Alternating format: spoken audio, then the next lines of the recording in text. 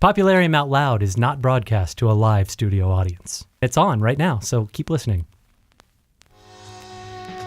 My Green Bible Study. Sometimes Grandpa Knows Best, by Steve Ausburne. My father-in-law was wearing the grin of a 5th grade boy who'd stumbled across boobs in a National Geographic. We were in his Prius headed to get medical marijuana cards, and it had been his idea. I remember the last time I smoked. My high school buddies had rolled up a fatty, and the 4 of us made a tight circle in the windy parking lot. When the joint came to me, though, I passed. My excuse? I didn't want to be too high for Bible study. Yeah. I'd met Maggie at Bible study, and she was warm and pretty, and her smile melted me like a Mars bar in the sun. I was determined to be the man she'd eventually marry. I ditched my ratty sneakers, cut my hair. In class, I showered her with this dorky attention. And at home, I spun fantasies of our life together. And then one day, in my Pontiac Phoenix, she kissed me. We made out in this breathless, hungry way, and I barely knew what I was doing, but I knew that I didn't want it to end. She was the most magical person who had ever talked to me, and now she was kissing me. The moment abruptly ended when her elbow honked the horn. We retreated to our seats, and Maggie straightened her hair while I cleaned my glasses. After a few months of dating, I was invited to her house for dinner.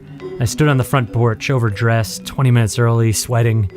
Maggie was so important to me. What if her parents could see through my image to the stoner underneath? So I stuck to a safe topic: Bible study. But while that conversation kept the women of the family entertained, my future father-in-law, Jeff, couldn't care less. He ignored me aggressively, and I felt like an unwanted loser. I couldn't figure out why I didn't measure up. For a kid who thought he'd finally be seen as an adult, feeling like a juvenile annoyance crushed me. Eventually, I married his daughter. Still, my relationship with him remained rocky.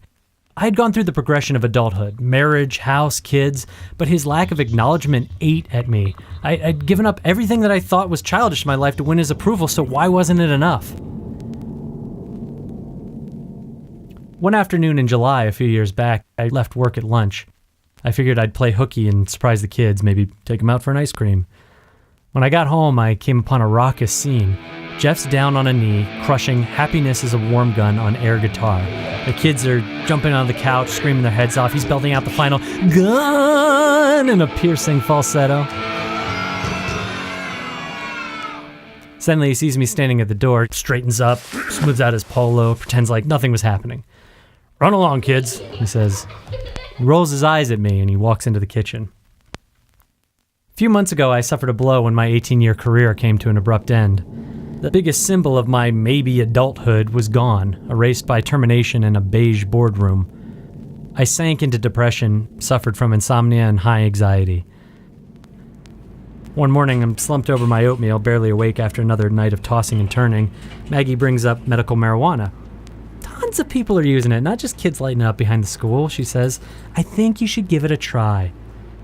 "Yeah, but isn't the whole medical thing just an excuse for adults who want to get stoned?" I said. "It's not like anyone we know really wants to use weed as medicine, right?"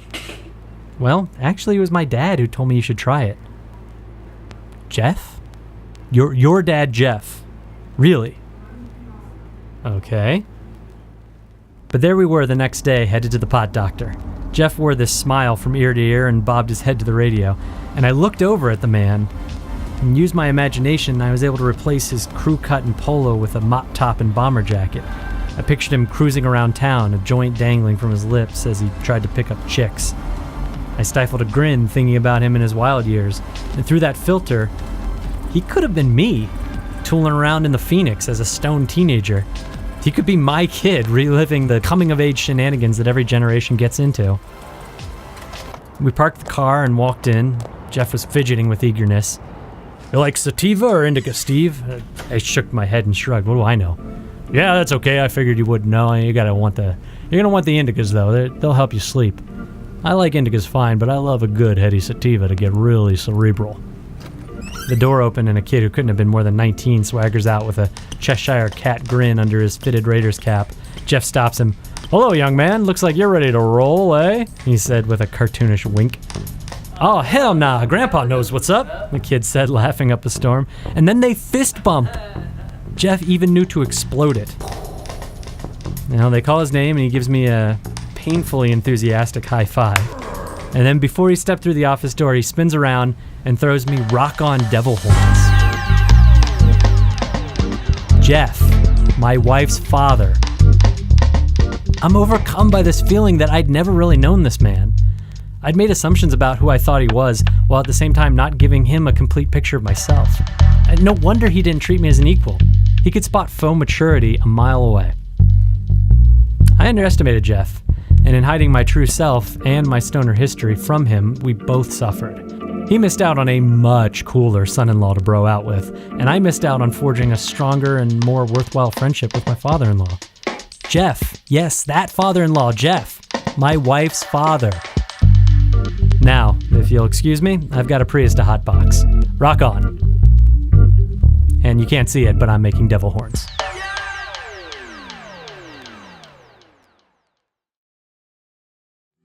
My Green Bible Study was written by Steve Ausburne and performed by Sean Beery. Popularium Out Loud is a podcast that takes stories published on our website and translates them into an immersive audio experience with stories performed by a large cast of actors and combined with music production and original compositions by the amazing Alfred Montejano. If you like this podcast, please subscribe and share on social media with your friends and followers. For more great stories, please check out Popularium.com. And if you've got stories of your own that you'd like to share, please hook us up at stories@Popularium.com. We work with all kinds of storytellers to help bring their real experiences to life. On behalf of the whole team at Popularium, thanks for listening.